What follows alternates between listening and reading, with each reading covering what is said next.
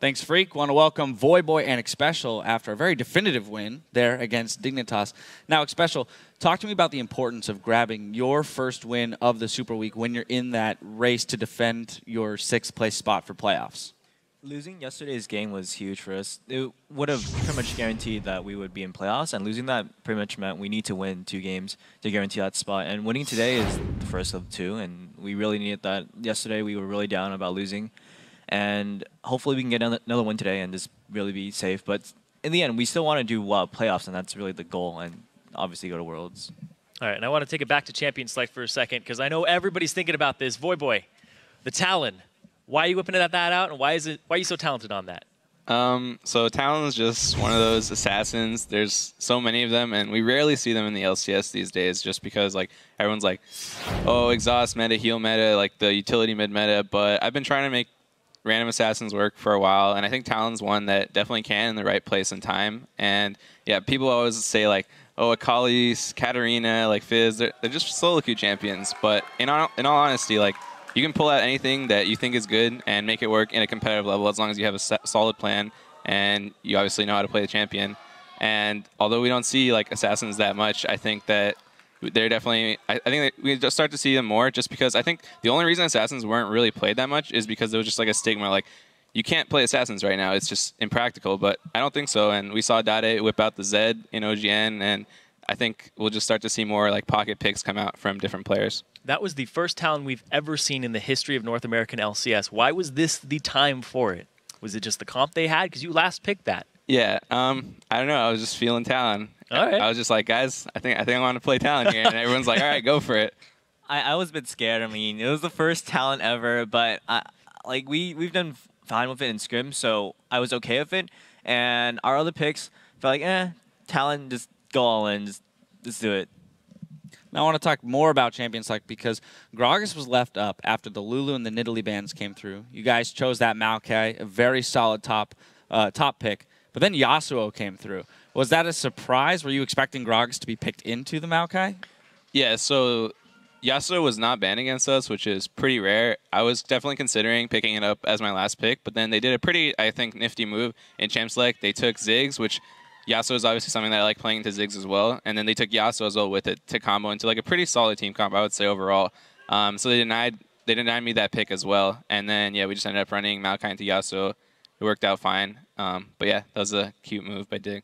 All right, and staying on the whole theme of champions that we're seeing now, Rengar. He's currently 3-11 in the North American LCS. Why are other regions having so much more success than the Western regions right now, especially because you guys have tried a Rengar composition before and it didn't work out. Why is this? I think Dominate's one of the better Rengar players in NA, probably even just the Western scene.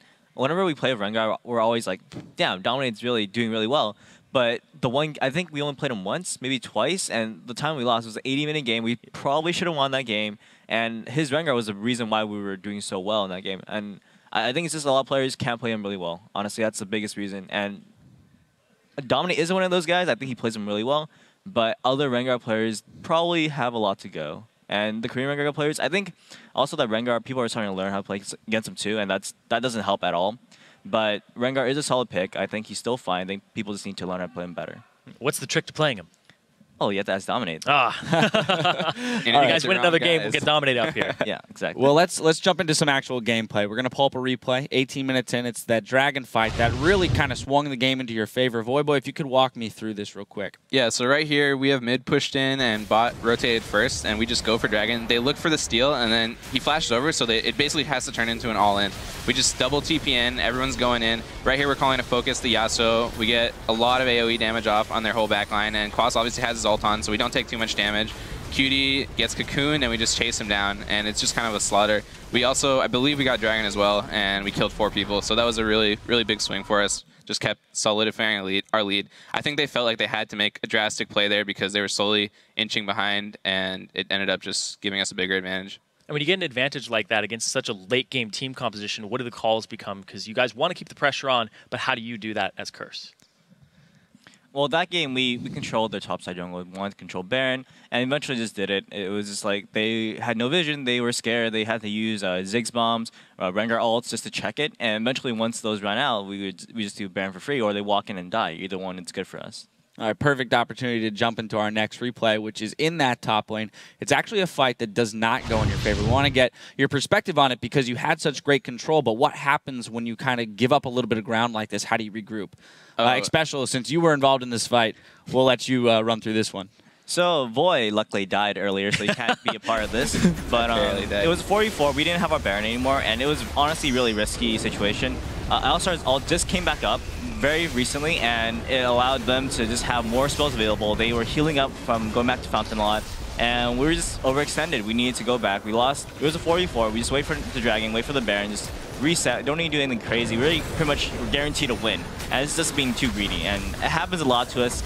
We realize that, but at least we didn't throw too hard here, so managed to bring out the win, but that was not a good play from our part. All right, so you didn't throw hard, but you threw just a tiny bit there. Voy, that turret dive, you got to talk to me about that. What was going on? Yeah, I don't even know if that was shown on the stream, but what ended up happening was... Oh, it was on stream. We saw it. We saw the whole thing. Oh, God. So I dove in, and I killed him, and then I was like, yes, I got him, and I was like, and then I walked out, and I thought I dropped turret aggro, and then I just walked back into it, and the extra turret shot killed me. I was like, guys, I did it! Like, I'm going to take turret. And then I was like, wait, I just died. And then everyone was like, all right, it's fine, don't worry. You must have been like 1 pixel away from dropping aggro. Yeah, because I had assumed... I'm so used to like turret dives and stuff, and I'm usually really good about that, so I was really surprised I didn't drop it there, but oh well, happens. Now, Xpecial, one thing I want to point out is how fabulous you guys utilized both the Maokai ultimate and exhaust in those team fights because they have the wombo combo of Yasuo and things like that. Talk to me about the importance and kind of the chaos of like making sure you get that one spell off as a priority over other things in a team fight. The good thing about Yasuo is that he jumps up in the air and he's like above everybody. It makes it really easy to click. I mean, I did misclick it one time at the end of the game, but Yasuo, generally, you get knocked up around, and then you're in the air, and you're like, oh, look, there's a guy right next to me. It's an enemy. Just click on him. It's pretty easy, generally. And, yeah, I mean, that guy was going to do a lot of damage. He had a lot of damage, so we had to make sure he wasn't killing everybody, and that was kind of the priority for us. They have a wombo combo. Make sure the wombo doesn't combo all of us and kill us. Then that's really the goal. All right, and final question for you guys. You guys have LMQ later on. You guys are 1-2 against them. How are you preparing for that? Because you need that one more win. I think we're 2-1. Yeah, they're 2-1. You guys actually do have the winning record. Really? No, you guys are correct. You guys are correct. Right. Thank you. Reading the stat sheet backwards. This is why we have Dash at the desk. Thank you. So yeah, this next game is really important for us. If we can just beat LMQ, we've done it twice before. We're gonna be in playoffs. Just huge weight off our chests. Like we know we're a good team. We are inconsistent. We drop games when we probably shouldn't. But I think if we just have some time to practice for playoffs, we can go in. I think we can beat anyone in NA, and I think we can make it to Worlds. So these next 2 games are so important for us. We just need to pick up a win, and I know we can do it, and I really hope we pull through. All right. It's been said multiple times by all of the teams in the LCS that everyone's capable of beating everyone. So thank you for joining us on the desk. Best of luck in your match later today and tomorrow. Now, we've got to take a quick break, but in 3.5, we'll head into our next match, Team Solo Mid versus Cloud9. The action continues after this.